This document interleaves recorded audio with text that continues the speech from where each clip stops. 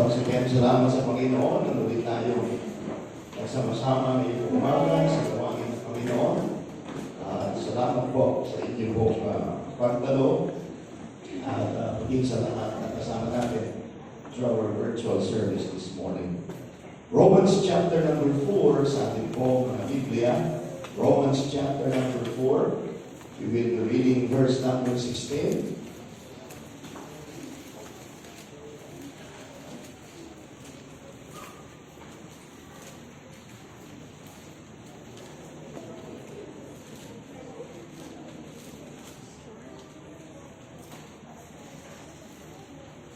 Amen. If you are there, say aloud, amen.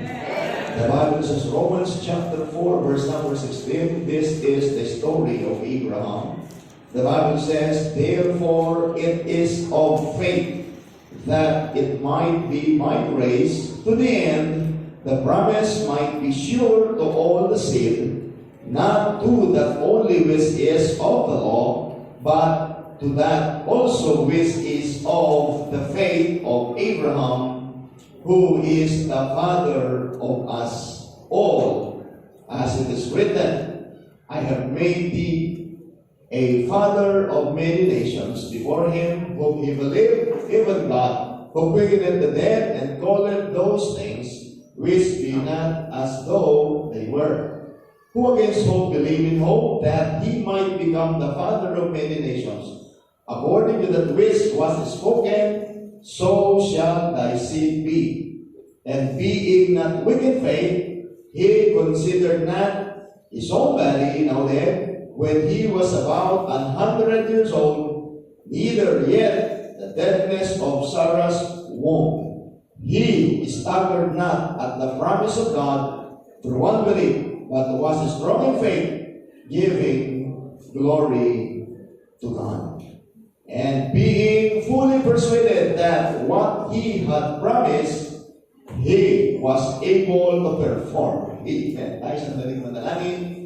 Our gracious and loving Father, once again, we thank you so much for this wonderful time, wonderful day that once again you give to each every one of us. And thank you for allowing us to be in this great place this morning, where we can gather together to glorify thy name. Bless the hearts of your people. Once again, dear Lord, please use me as I preach your word. Please remind me of those things na aking mong pinag-aralan so that your people are able to understand your word. Give us also a good connection so that for those who are in our virtual service, sila rin po, Panginoon, ay makakatanggap namin yung mga salita.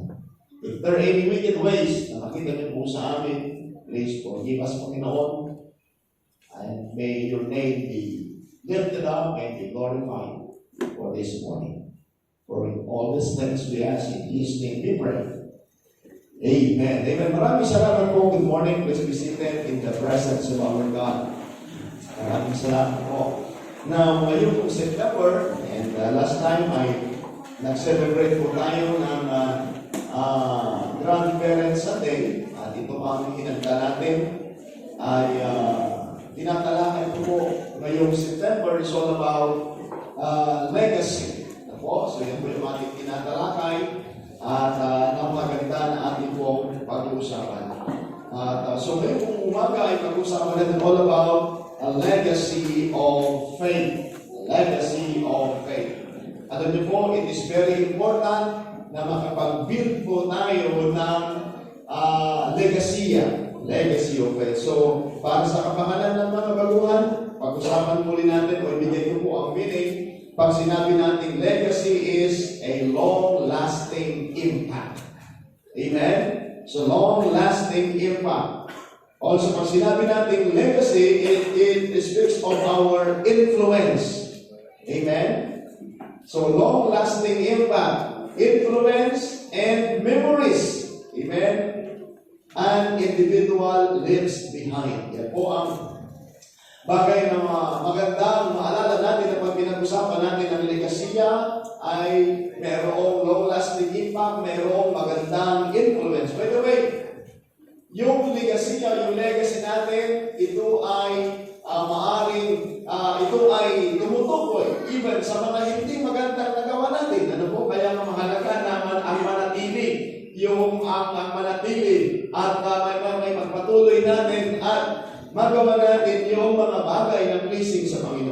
Amen? So, alam niyo po, sa pamamagitan ng mensahe ito ay ma-remind ang bawat isa na magkakaroon tayo ng tinatawag na legacy mindset. Okay? Legacy mindset. Pag sinabi natin legacy mindset, is a legacy mindset encourages you to live with intention, aligning your action with your core values and giving your life a sense of purpose. So, yan ang napakaganda na ma-encourage ang bawat isa na magkaroon tayo ng tinatawag na legacy mindset. Lagi niyo pong maririnig yan sa akin na whether we accept it or not, minsan ng iba, hindi nila kayang tanggapin, pero dapat nating tanggapin na isang araw matatapos ang ating panahon sa mundo ito. Amen? Matatapos ang ating panahon sa mundo ito. Kaya nga po, habang binibigyan tayo ng Panginoon ng pagkakataon, gawin natin ang the best na magagawa natin upang makapag-iwan tayo ng magandang legacy. Amen? Alam niyo po, maaari ba sa inyo, pangit man ang simula natin. Pero alam niyo po ba mga kapatid, pangit man ang simula po natin, pwede maging maganda ang ating katapusan. Amen? Lahat tayo nagaling sa pangit na pasimula. Pangit ang ating pasimula sa mabas, nakaranas tayo ng hindi maganda sa buhay natin. Marami sa siguro binugbog ng diablo sa mga bisyo, binugbog ng sistema ng mundo. But salamat sa Panginoon, when we got saved, God changed our life. Amen? Binago ng Panginoon buhay natin. At ngayon, nandito tayo sa simbahan. Pwede tayong magkaroon ng magandang katapusan. Amen? Kaya nga, napaganda na yan ang ating isipin. So, magkakaroon tayo ng tinatawag na legacy mindset. Now, kung titignan natin sa buhay ni Abraham, mga kapatid, may mga pagkakataon, ang Bible ay hindi bias at hindi itinatol yung mga pagkakamali ni Abraham. Maalala niyo po kung ba nagbabasa kayo ng Bible in the Old Testament time, mababasa natin yung kasalanan ni Abraham. At hanggang ngayon, pinag-uusapan natin yung kasalanan ni Abraham, kasalanan ni Moses, recorded in the Bible. Lahat ng mga nagkamali sa Bible, mga kapatid, sa mga buhay nila, recorded sa Bible. But then, ganun naman, in the New Testament time, mababasa natin is the faith of Abraham. Mababasa din the faith of Abraham na tinawag ng Bible na siya po ang father of faith. Amen? Kaya masalamat sa Panginoon. Kaya nga napaganda na nakikita natin ito, ulitin ko po, napaganda na magkaroon tayo ng magandang legasiya. Living a legacy is a conscious choice, not by accident. Ulitin ko po, living a legacy is a conscious choice, not by accident. Pag sinabi natin conscious na kapatid, meron po tayong malay tao. Alam natin ang nangyayari. Amen? Kaya pag sinabi mo conscious decision, is alam mo ang nangyayari. Amen? Alam mo ang nangyayari, hindi ka tulog. Hindi tayo lasing. Amen? Alam mo ang nangyayari, talagang sinasadya talaga natin. Kaya mga kapatid, hindi yan by accident. It is always a conscious decision. Kagaya na yung umaga, nandito tayo, gumawa tayo ng decision na maganda ng church. And thank you so much, may mga nag-walk-in tayo. Talagang nag-decide sila na magkahanap tayo ng church o maaaring tinanong nila si Google para magarating dito. Amen? Kaya maganoon din po sa mga members ng ating simbahan. Talagang nag-decision kayo na gusto ko sa simbahan, dapat maaga ako, kahit umuulan, alam ko medyo makulit. Pero talagang gumawa ka ng desisyon, you wake up early in the morning, nagising ka ng maaga at nag-pray ka, nagpasalamat ka sa Panginoon, and you are excited to go to church. And that is a conscious decision. Maliban naman siguro yung iba na nagdadalawang isip pa kayo, ano kaya? Pupunta kaya ako? Kasi ba kaya kahit makulimlim? Mayroon po kahit umuulan eh. Kahit nga ng panahon ng pandemic, praise God, ang simbahan ito ay bukas.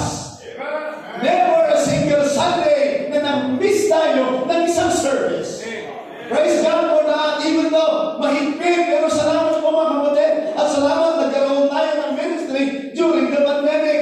Nagkaroon tayo ng virtual service na yung kahit mga nasa malayo ay naabot natin by the grace of God. Kaya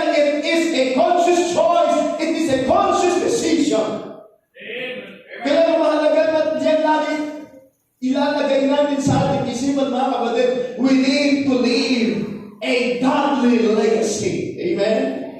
And as far as legacy is concerned, it defines how people will remember you. Amen? In establishing a godly legacy, it defines how people will remember you. Kaya nga sabi ko pa sa inyo, isang araw, whether we accept it or not, we will be remembered. Aalalahanin tayo. At napaganda na isang araw, aalalahanin po tayo yung ating ginawa para sa ating Panginoon.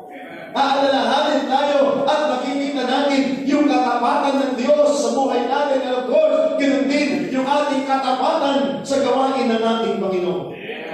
Nabanggit na natin na Abraham is called the father of faith, also the father of many nations. That's the Bible, mga kapatid. Kaya nga, si Abraham ay nag-iwan ng magandang legasiya. Ulitin ko po kanina, hindi itinago ng Bible yung mga pagkakamali ng Abraham. Subalit, ganun pa man, sa panghuli ng kanyang buhay, nanatili pa rin yung kanyang katapatan sa Panginoon.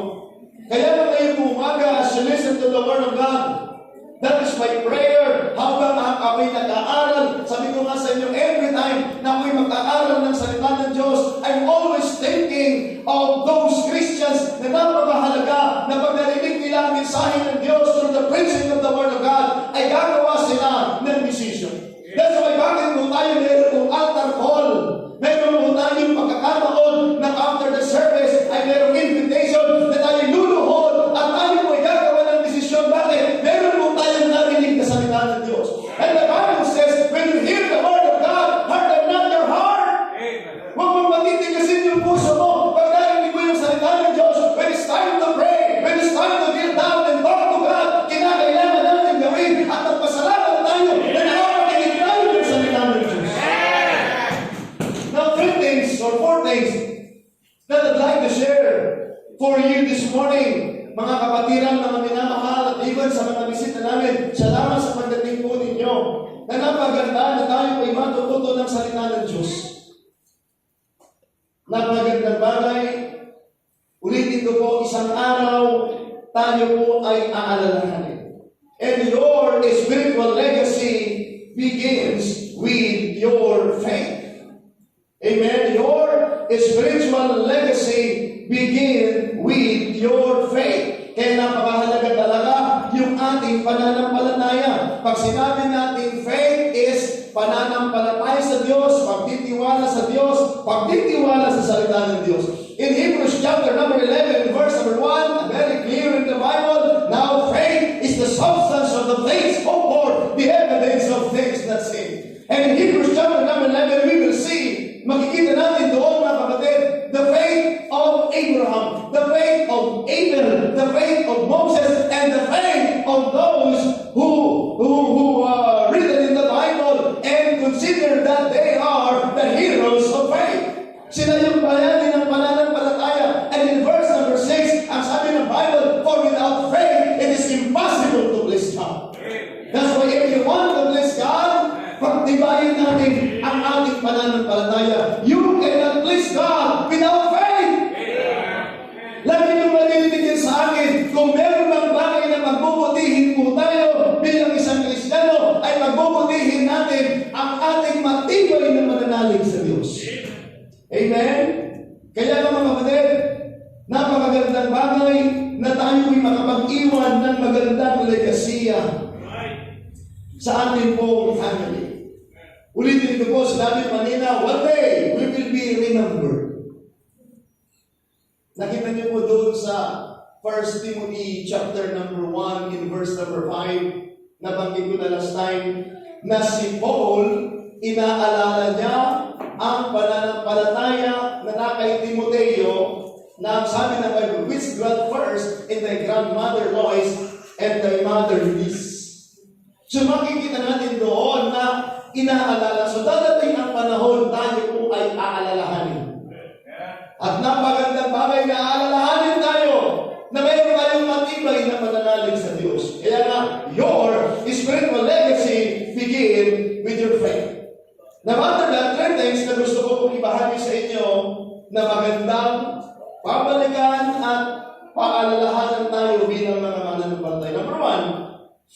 faith is based on God's promise. Faith, our faith, your faith is based on God's promise. Now, why did Abraham have faith? Because God spoke to him.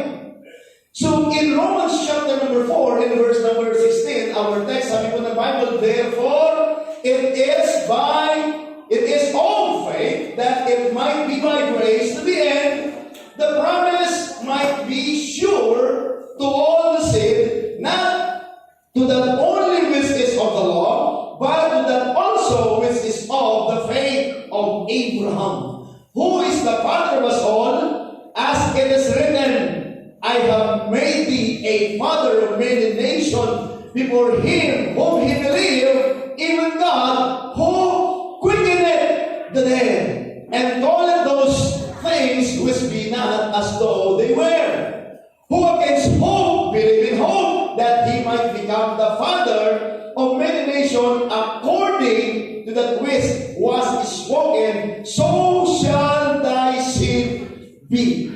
So makita natin dyan, mga kapatid, in verse number 19, and being not weak in faith, he considered not his own body now dead, when he was about 100 years old, neither yet the deadness of Sarah's womb. He staggered not at the promise of God. So makita natin dyan, mga kapatid, it is very clear that the faith of Abraham is based on God's promise. Salamat sa Panginoon, salamat sa pangako ng Diyos. At si Abraham ay nagtiwala, mga kapatid, doon sa pangako po ng Diyos. Kaya alam niyo po ba, na yan din yung napagandang bagay na ating mahalagang matutunan na tayo po ngayon ay magtitiwala doon sa pangako. Amen? Pangako ng Diyos. Makita niyo po, basahin niyo po, pag-uwi niyo, bigyan ko po kayo ng assignment. Ang Genesis chapter number 12 ay nandoon ang kasaysayan ni Abraham. Kaya alam niyo ba, meron pong tinatawag na Abrahamic Covenant. Kung meron pong tinatawag tayong Davidic Covenant, the covenant of God to David, na ipinangako ng Panginoon na mula sa lahi ni David ay magkakaroon ng kingdom. Kay Abraham naman is yung tinatawag po na Abrahamic Covenant. Na ang covenant ng Diyos kay Abraham that God will going to bless Abraham. Amen? That's the promise of God to Abraham. Na siya ay magiging father of many nations. That God will going to bless Abraham, but mga kapatid, bagamat may pangako ang Panginoon kay Abraham, the question is, paano pag hindi susunod sa Abraham sa pangako ng Diyos? Matatanggap niya ba yung pangako ng Diyos? Hindi yun. Pero nakita niyo po, just imagine nung tinawag siya ng Panginoon, nasabi ng Panginoon sa kanya, Abraham, get thee out. Just imagine, ikaw na ay namumuhay, si Abraham ay namumuhay na ng magandang pamumuhay. Well, water, everything, lahat na kailangan niya na dyan lang. Pero nung sinabi ng Panginoon, iwanan mo yan kay Abraham. Sumunod sa Abraham. Kung tayo kaya tawagin ng Panginoon, magsubukan ng buhay, iwanan mo lahat. Gagawin kayo natin yan, mga kapatid.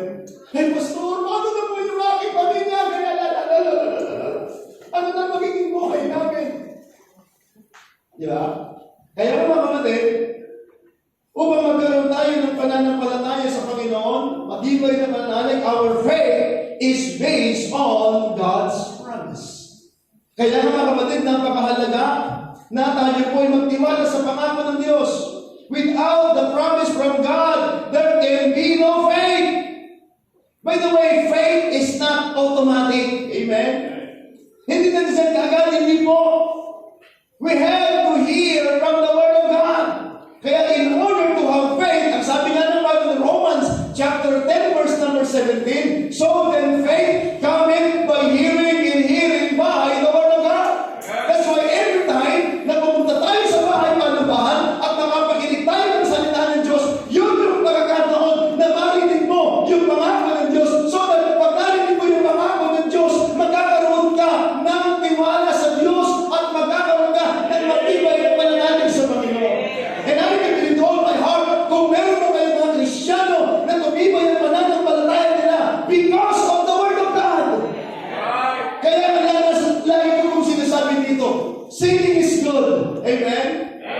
Singing is good, but there is no substitute of the preaching of the Word of God. So then faith, it is very clear. So then faith, Romans chapter 10, verse number 17. So then faith cometh by hearing, and hearing, and hearing, and hearing by the Word of God. Kung meron man ulit, kung meron man matibay na mananampalataya because of the Word of God. Amen. Hearing and hearing by the Word of God. That's why it is very important ng salita ng Diyos. Amen? Ulitin ko po, that is always my prayer that when you come to this church, see to it na narinig ninyo ang salita ng Diyos. Drop the opinions of men. And sometimes, ayaw natin yung maririnig natin. Pero bagamat ayaw nyo yung naririnig nyo, if that is the Word of God, yan ang kailangan natin, kinakailangan natin tanggapin. Kaya diba, when the Apostle Paul, brethren, encouraged the young Timothy, please open your Bible and we can see here, when the Apostle Paul wrote the young Timothy in 2 Timothy chapter 4, in verse number 1 down to verse number 2, ay makikita natin doon the encouragement and the command of the Apostle Paul to Timothy. A very familiar passage, and preachers knows this. Amen? Ang sabi ng Bible, amen? Ang sabi ng Bible, I charge thee, therefore, before God, this is the charge, and the Lord Jesus Christ, who is the judge, the quick in the dead, and is appearing, and his kingdom. Verse 2. Preach the word. Here is the Apostle Paul charging them, Timothy, as the pastors at Ephesus Baptist Church. Amen. Encouraging him that he needed to preach the word, not the opinions of men, but the word. Preach the word. Be instant, that means be ready in season and out of season. Reprove, rebuke, exhort with all long suffering and doctrine. Why is that? It's because in verse 3, for the time will come that they will endure sound doctrine. Don't you know what is sound doctrine? Sound doctrine is right doctrine. Tamang doktrina. By the way, alam niyo po ngayon, we need to hold on to the doctrine of the Word of God. Sa mga tala niyo, yan ang problema ng mga churches today. Hindi mo na ngayon nakita ang katawan, ang doktrina ng salita ng Diyos. Mabago-bago. By the way, sabi ko pa, pero huwag niyong babaguhin. Ang paniniwala natin dito sa simbahan by the grace of God ay patuloy na naniniwala that the King James Bible is the inspired and preserved Word of God. Ngayon, pag nagsabihin ang mga tao ngayon, anong gumagawa ng mga Baptist? At sasabihin nila, no need sinner's prayer is the doctrine of God. Kung ano nang sasabihin nila.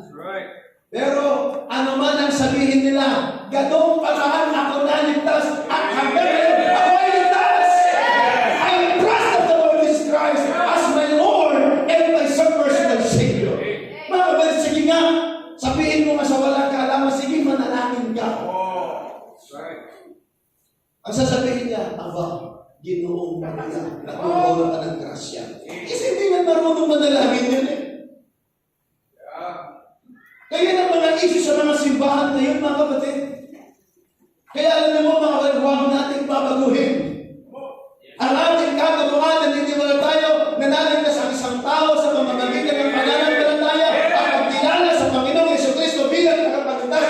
And, iginagabay natin. Bakit natin ginagabay? Hindi niya alam eh. Sasabihin ko sa inyo at manalangin ka, sasabihin niya, ang Panginoong bakit hindi niya marunong manalangin? Kaya itong mga critics na ito, yan ay sinasabi lang nila para kakamahan, hindi na sila mag-solve it. But mga kapatid, ang ating simbahan with the grace of God ay nagpapatuloy and is still growing because of the doctrine of soul winning. We strongly believe that the Bible is the basis of our faith and practice, the King James Bible. Naghahanap ako ng Bible na pang-gift. Mahirap maghanap ng King James. Queen James mayroon.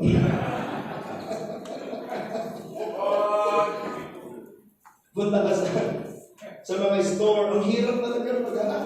Sabi ko, meron po ganito, NLT, USB, ASB, kung ano-anong BB. Sabi ko, KJV only po. Amen. Salamat sa Panginoon. Kaya alam nyo, kayo po ay member ng ating simbahan. Wala tayong ibang ginagamit na binay. We are not King James also, but we are King James only. Amen. And we strongly believe that the King James Bible is the preserved and inspired word of God. If it is preserved, it is inspired. Kung yan na inspired, preserve yan. When the way ang original ho na Bible, wala na yung original. Sige, hanapin niyo po yung original. Original is in Hebrew and Greek text. Yes, sir. Pero salamat, we have the King James Bible. Kaya nga po mga kapatid, so then faith cometh by hearing and hearing by the word of God. Kaya lagi natin sinasabi, listen, listen, listen. When the word of God is being first, makinig, makinig, makinig. At least dapat bilang mga member ng ating simbahan, alam nyo ang doktrina na pinanghahawakan natin. Amen? Kaya nga, nire-require natin ang bawat isa na magkaroon ng Bible. Hindi naman dito sa church, but even in your home, you need to read the Word of God. And practice the Word of God. Amen? Kaya pag pumunta kayo dito, situin at sinisigurado ko na naririnig nyo ang salita ng Diyos. Hindi kayo pumunta dito para bula-bulahin namin kayo para kayo bumalik. No, it's not. Kung bumabalik man kayo, praise God, thank you so much because of the Word of God. Hindi natin in-encourage sa mga tao. Well, sabi ko sa sinisikap natin, mayroon tayong magandang awitin na magkahanda sa atin ng salita ng Diyos. Pero ang pinakapangunahin is the Word of God. Kaya even sa mga answers, sinasabi ko sa mga staff, huwag naman sana na magkaroon kayo ng kaisipan na if you are staff of the church, ay hindi ka na nakikinig ng salita ng Diyos. When it's time to listen to the Word of God, rather listen to the Word of God. Na kung tinamaan tayo ng salita ng Diyos, magpasalamat tayo, accept the Word of God, and ask forgiveness sa Panginoon pag tayo hindi nakasunod ng salita ng Diyos. Faith is the response to the Word of God. Amen? Kaya we need to learn. We need to love the doctrine of the Word of God. Why we serve? Because of the Word of God. Why we sacrifice? Why we learn to give? Ito na naman, giving na naman. Amen? Itong bagay na ito, tinutuligsa. Pero mga kapatid, mananatili tayo sa katuroan natin. Salamat sa Panginoon. Why you give? Because you have faith. You really understand the Word of God. Sabi ko nga po kanina, salamat sa Panginoon. Through the sacrificial giving of the members, we are able to continue the ministry na pinagkatiwala sa atin ng Panginoon. And salamat na nagkakaroon tayo ng bahagi sa buhay ng bawat kabataan, ng bawat family na nagiging bahagi sa gawain ng ating Panginoon. And all we can say is to God be all the glory. Maaring may mga ilan na nagpapayaman ng mga pastor, mga kapatid, hindi talaga din maalis yun. May mga ilan gumagawa ng ganun. Sabi ko nga po, kung ako, halimbawa, magkaroon ako ng malaking pera, sabi ko, naniniwala ko na mas marami ang magagawa sa gawain ng Panginoon. Kung binigyan tayo ng pagkakataon, kung mayroon tayong mga dollar na support, how I wish, marami tayong dollar na support, we can do more for the glory of God. Amen?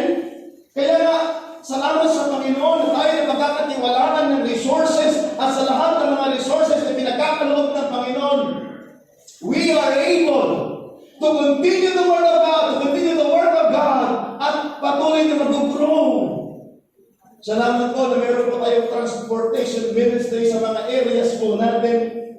Marami tayong mga batang inaalagaan. Nasaan kayo po mga batang ito pag wala tayong ministry? We are not proud of it. We are thankful to God. Amen? Salamat, sabi ko sa inyo, sumama kayo minsan sa paghahatid at sumama kayo sa mga areas para makita nyo saan na nakakating ang mga sinusundo natin.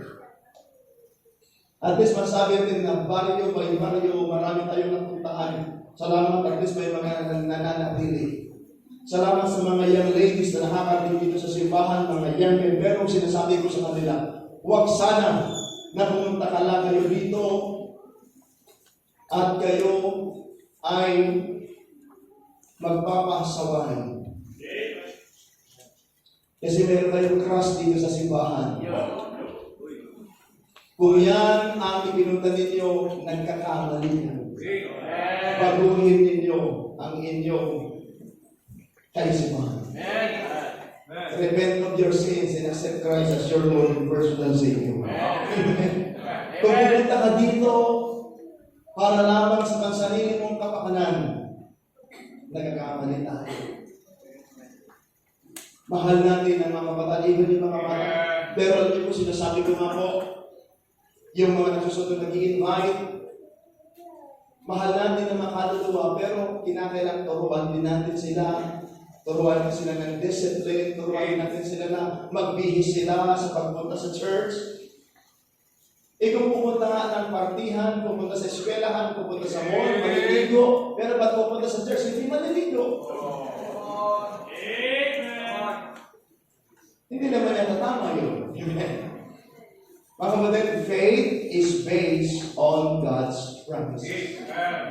Number 2, not only faith is based on God's promise, but also faith is based on God's character. Based on God's character. Abraham knew not only the promise, but the one who made a promise. The promiser. Kaya sa Abraham, hindi nilang kilala yung pangako at alam yung pangako, hindi alam ni Abraham kung sino ang nangako. Siguro po sa atin, nakatanggap na tayo ng maraming mga pangako na nanggaling sa mga tao. And we are so... Anong inyong pakiramdam? Pagka manangako, hindi naman tinupad, di ba? Pero mga kapatid, si Abraham alam niya sino ang nangako. Hindi Indian yung nangako, mga kapatid. It is God of heaven who made the universe. Sabi ng Panginoon Abraham, I will bless thee. I will make your name great. And thou shalt be a blessing. Maliwanag kay Abraham yung pangako ng Diyos. At ang kagandahan din naman kay Abraham, nung pinagpala siya ng Diyos at ipinangako din ng Panginoon, thou shalt be a blessing, Abraham became a blessing. Kaya mga kapatid, when God bless you, and promised Abraham, He will bless Abraham, and Abraham also will be a blessing, ganun din ho mangyayari sa atin. When God bless you, mga kapatid, pag pinagpala ka ng Panginoon, ikaw din ay magiging pagpapala sa iba. Kaya don't just take the blessing, be also a blessing. Kaya nga faith is based on God's character. Kaya mga kapatid, yung pangako ng Diyos, yung pananampalataya natin ay nakabatay doon sa pangako ng Diyos. At alam natin na ang Diyos ang nangako, hindi politicians. Amen? Based on God's character. By the way, what is the character of God? Mahalaga na mga ginawaan natin. Amen? Kaya po, ulitin ko po. Siguro nakatanggap na tayo ng maraming pangako ng kaibigan, pangako ng kakilala. Sabi ko, gusto, mahal niya ako. Pero meron naman palang iba. Kaya ang kanta niya, may kahating alamat mo sa puso mo. Yun. Huwag yun ang ituloy. Kaya nga niyo po mga kapatid, eto si sinasabi ko sa mga kabataan, sa mga kalalakihan, kabinatahan, huwag kayong mangangako sa babae na hindi nyo kaya pa rin. Amen? Abay, ang sinabihan mo palang I love you, 10. Isa lang naman ang pwede mong pakasalan at kasamahin habang buhay. Ganon din naman kayo mga babae. Hindi lang din naman lalaki ang bumabalik sa pangako. Marami din mga babae. Collectors din po sila. Nangungulekta din sila at marami silang pinapangakuan. Huwag ka ba mong gagawin ito? Amen? Kung kayo man ay biktima ng gano'n, well, nais kong sabihin ko sa inyo, ang pananampalataya natin ay based sa karakter ng Diyos. God is loving. God is holy. God is just. God is wise. God is gracious. God is compassionate. God is faithful. God is merciful. God is kind. And most of all, God is forgiving. Kaya mga tayo man ay makasalanan, tayo po ay maruming basahan sa harapan ng Diyos, pero salamat pinatawad tayo ng Diyos. Faith is based on God's character. Thank God for the character of God. Hindi siya sinungaling. Kaya sabi nga po ng Bible, napakaliwanag. Call unto me, and I will answer thee, and show thee great and mighty things which thou knewest not. When God made a promise, God is faithful through this promise, is because that is the character of God. Our faith is based on God's character. Maliwanag yan. That is clear in the mind of Abraham. Alam niya sino ang nangako. Sabi ko nga po kanina, maraming beses nakakatanggap tayo ng pangako. Merong isang preacher na kausap ko one time. Sabi niya, alam mo, may member sa simbahan na nangako sa akin na magsusuport at tutulong pag ako'y nagpastor at ako'y nag-mission. Pinanghawakan ko naman. Pero ayun, inasahan ko, nasaan na? Wala na. Kasi nag-backslide din. Ano nga asahan mo sa isang backslider? Amen. Kaya mahirap talaga. Kaya nga kung tayo na nagpapatuloy ngayong umaga, biyaya lamang ng Panginoon. Our faith is based on God's character. Kilala natin ang Diyos that God is forgiving, God is merciful, and God is ever-loving. Salamat sa pagmamahal ng Diyos. Sabi nga ng awitin, sa pagmamahal ng Diyos, sino ang makahihigit? Wala na pong hihigit sa pagmamahal ng Diyos. At salamat na nararamdaman natin yung pagmamahal ng Diyos. Our faith based on God's character. Sino nga bang nangako sa atin? Si Abraham, pinanghawakan niya yung pangako po ng Diyos. Ano pangako ng Diyos? I will never leave thee nor forsake thee. Ano ang pangako ng Diyos? Come unto me and all ye that labor and are heavy laden, and I will give you rest. Don't you know, brethren, 1/4 or over thousands of promises ay nandiyan, pangako ng Panginoon sa bawat mananampalataya. At doon mo mararanasan. Kaya kung meron mang mga tao na naging matibay sa pananampalataya sapagkat kailangan nila ang Diyos. Ang problema lang po kasi natin minsan bilang isang Kristiyano, natatakot po tayo na magtiwala sa Panginoon. Pero yung pinangako ng Panginoon, ngalan na sa natatakot tayo, nagtitiwala tayo, nawawalan tayo ng tiwala. Bakit? Ang tagal eh. Gusto ko natin minsan instant. Alam niyo po, paging po sa amin, gusto nag-uusap kami ng mga pastors and preachers. Hindi mo pwedeng ikumpara yung buhay mo sa mga nauna ng mga naglingkod sa Panginoon.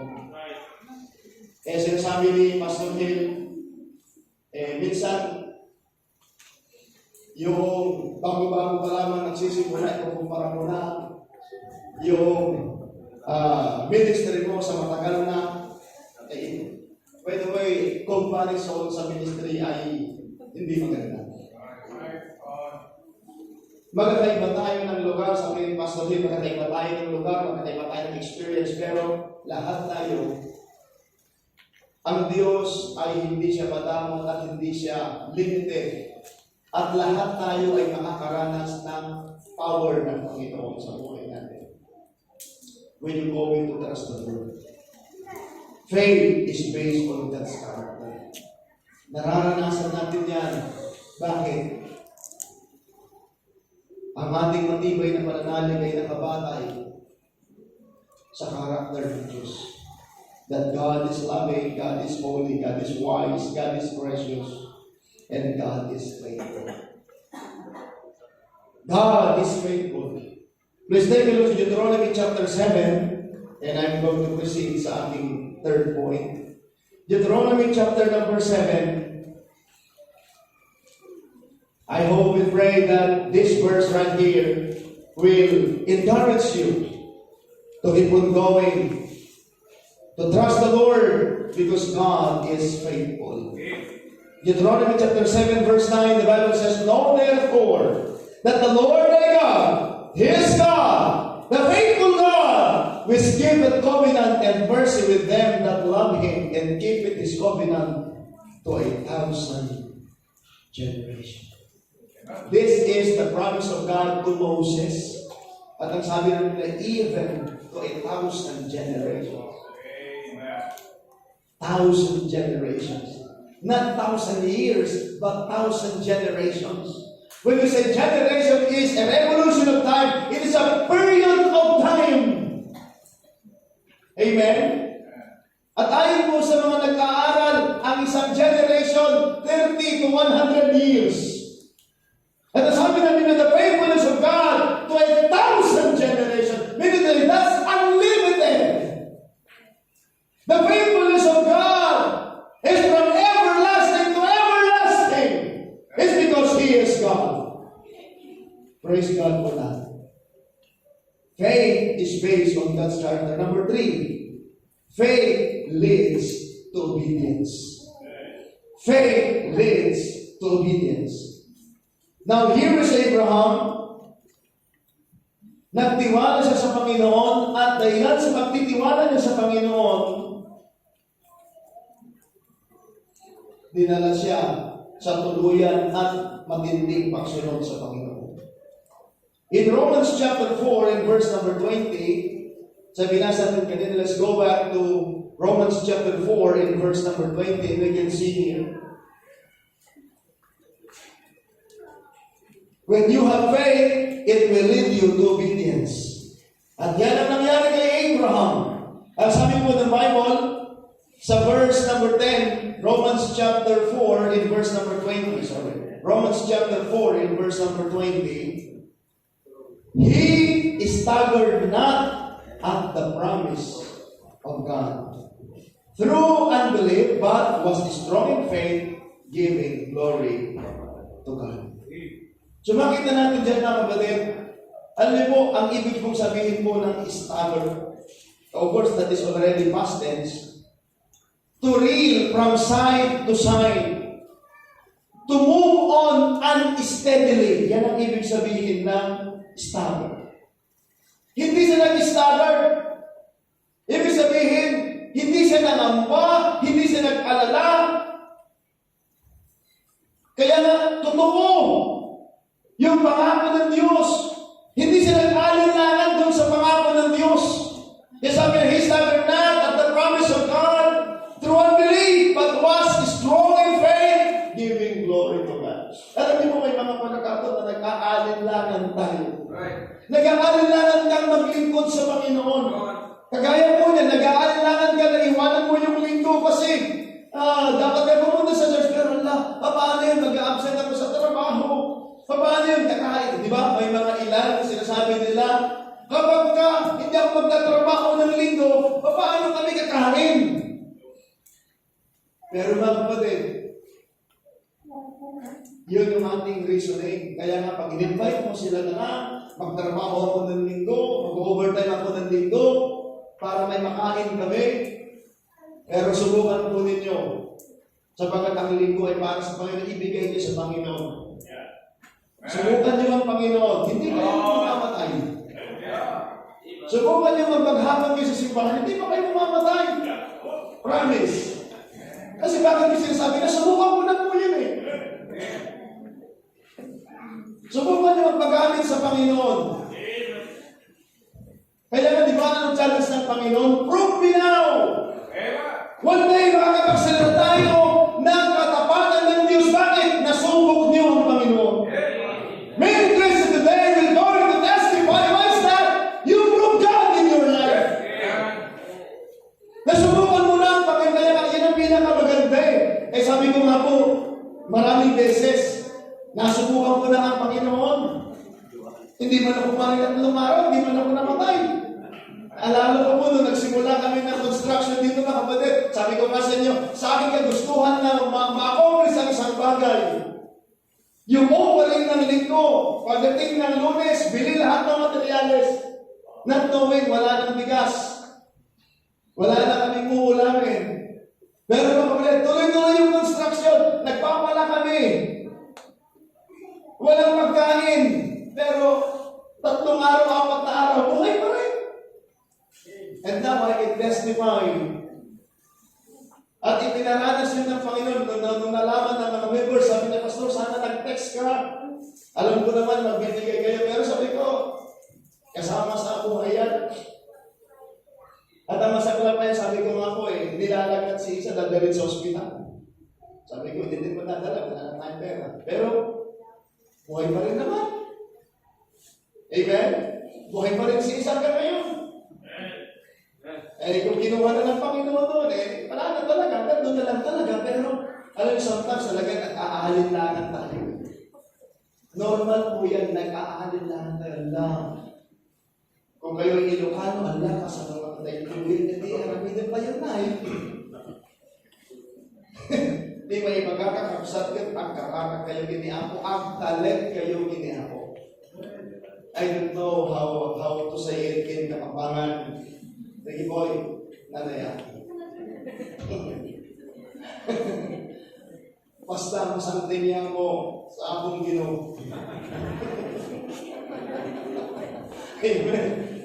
Sa Tagalog, ang magiging subukin mo ang Panginoon, magtiwala ka lang sa Panginoon. Sino dito nasubukan niyo na nawala kayo ng pera? I mean, yung hindi nawala nawala kayo ng pera na nawala, hindi po. As in, www. Wala na talaga. Buti pa yung pera may tao, pero yung tao walang pera. Nakaranas din at minsan pagtsatsagaan ninyo talaga. Hindi naman sa wala, meron din, pero ito yung mga kailangan mo. Ito yung need mo, pero meron kang pera. Hindi mo sabi wala kang pera, pero kulang. Pero, nakita niyo dito paano nagtrabaho ang Panginoon. At hanggang ngayon, buhay mo po kayo. Amen?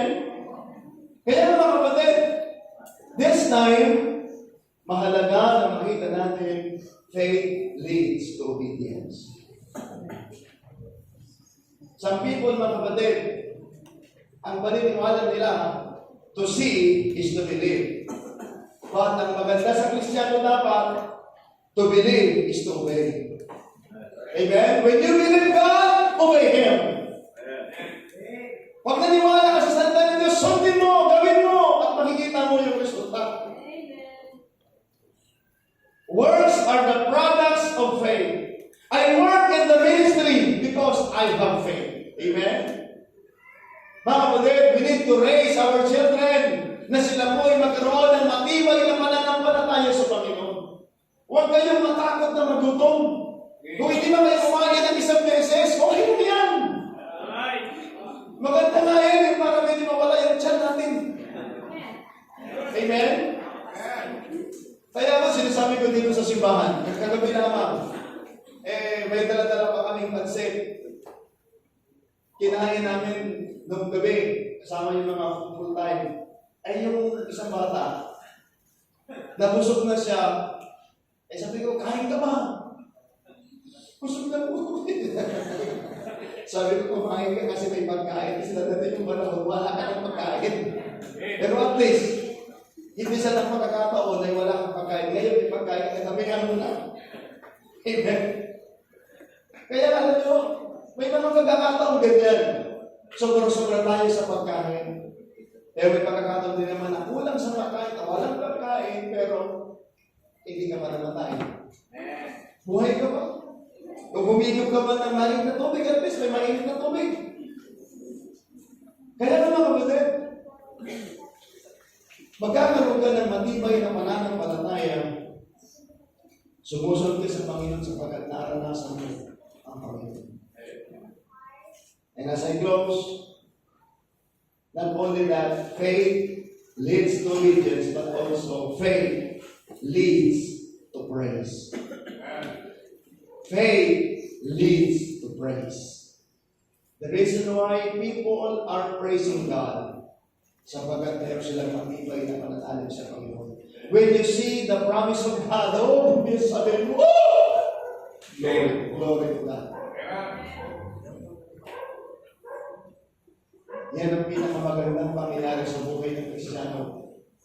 Na nagbuburi sila sa Panginoon sapagkat meron silang matibay na pananampalataya. I hope you learned something this morning. As I close, ulitin ko sinabi ko din na isang araw magtatapos ang ating panahon sa mundo ito. Napaganda po na makapag-iwan po tayo ng magandang alaala, especially po sa larangan ng ating pananampalataya. Hindi din maalis na meron kayong iiwan. May iwan kayong tsinelas. May maiwan kayong damit nyo. May maiwan kayong kayamanan ninyo. May maiwan kayong bahay, sasakyan. Pero higit sa lahat, yung maiiwanan na matibay na pananampalataya na itinuro natin sa mga tao nagkaroon tayo ng may bahagi ang ating pananampalataya. Faith leads to praise. This morning, lahat tayo mapupuri sa Panginoon sapagkat meron ang pananampalataya. I hope you're encouraged with that message this morning. Tumayo po tayong lahat. Loving Father, we thank you so much for what you have done.